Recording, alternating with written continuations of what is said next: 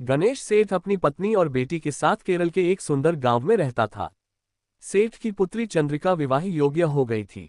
चंद्रिका का रिश्ता सेठ सेठानी ने बचपन में ही तय कर दिया था। आज सेठ जी शादी की तारीख तय करके आए तो बहुत खुश थे। रात को अपनी पत्नी से बोले, मैं चंद्रिका का ब्याह बहुत धूमधाम से करूंगा। उसके लिए एक नौलखा हार भी बनवाऊंगा। सेठानी बोली, हाँ चंद्रिका, नौलखा हार में कितनी सुंदर लगेगी, मगर आप हार बनवाएंगे किससे?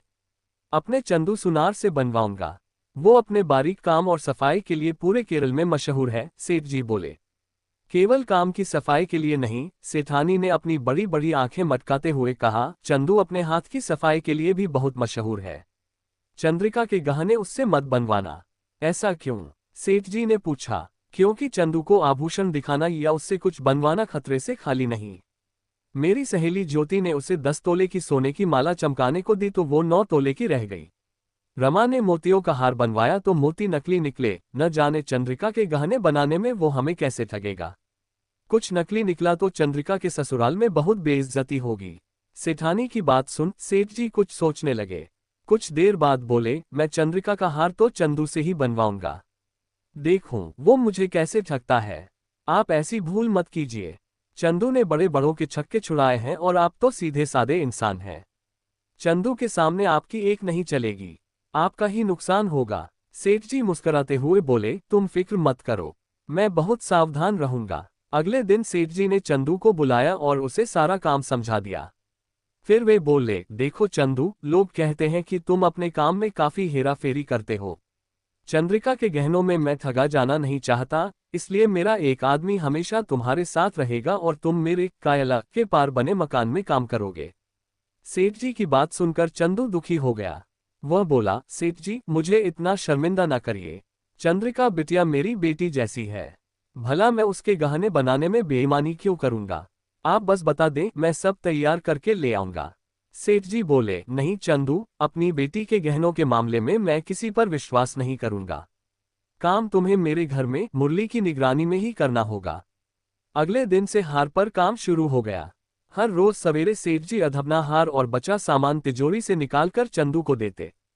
फिर चंदू और मुरली नाव द्वारा कायला पार कर छोटे मकान में जाते।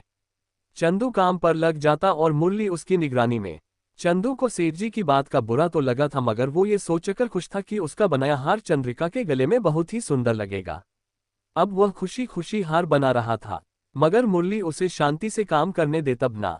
अगर चंदू सिर खुजलाता तो मुरली उसके बाल टटोलता, अगर वो अपने रुमाल में छींकता तो मुरली उसका रुमाल देखने को तैयार हो जाता। एक दिन जब खाना खाकर चंदू ने मुंह पोंछा तो हद ही हो गई। मुरली चंदू की मूंछ में छिपे हीरे जवाहरात ढूंढने लगा। चंदू ने एक बार तो तय कर लिया कि वह गहने नहीं बनाएगा, मगर चंद्रिका बिटिया का ख्याल आते ही उसका दिल पसीज गया। उसने मन ही मन सोचा, हार बना लूं, फिर सेठ जी और मुरली को मजा चखाऊंगा। धीरे धीरे अन्य आभूषण तैयार हो गए और तिजोरी में बंद हो गए। बस नौलखा हार को चमकाना बाकी था। सवेरे सवेरे हार लेकर चंदू मुरली कायला पार कर अपने अपने काम पर लग गए। दोपहर तक हार सूरज जैसा चमकने लगा था। हार को एक लाल रेशम के कपड़े से ढकी तश्तरी में सजा चंदू नाव में बैठ गया। मुरली नाव चलाने लगा। नाव कायला के बीच में पहुंची ही थी कि चंदू ने दूर से आते हुए सेठ जी को देखा। खुशी के मारे चंदू नाव में खड़ा हो गया और जोर जोर से हाथ हिलाते हुए उन्हें बुलाने लगा। अरे अरे अरे, ये क्या कर रहे हैं? मुरली ने घबरा कर कहा। उसके देखते ही देखते चंदू की हरकत के कारण नाव पलट गई। चंदू, मुरली और हार वाली तश्तरी सब पानी में जा गिरे। बड़ी कठिनाई से नाव, मुरली और हार समेत चंदू सुनार को कायला से बाहर निकाला गया। उन्हीं भीगे कपड़ों में चंदू ने हार वाली तश्तरी सेठ जी को सौंपी और अपना मेहनताना लेकर घर लौट गया। सेठ जी खुशी से फूले नहीं समाये। पूरे गांव में खबर फैल गई कि सेठ जी चंदू से तेज निकले। शादी के दिन जब सेठानी ने चंद्रिका को हार पहनाने के लिए डिब्बा खोला तो उसका दिल धक से रह गया। वह चमकता हुआ हार काला पड़ गया था।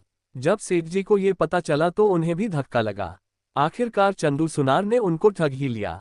सेठ जी ने तुरंत चंदू को बुला भेजा। चंदू भी हंसता हुआ आ गया।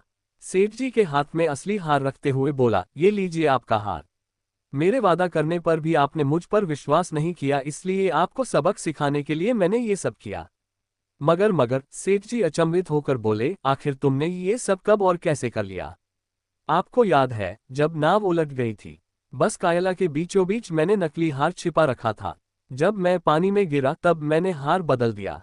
फिर रात को आकर असली हार पानी से निकाल लिया। चंदू की चालाकी सुन सेठ जी के चेहरे पर भी मुस्कान आ गई।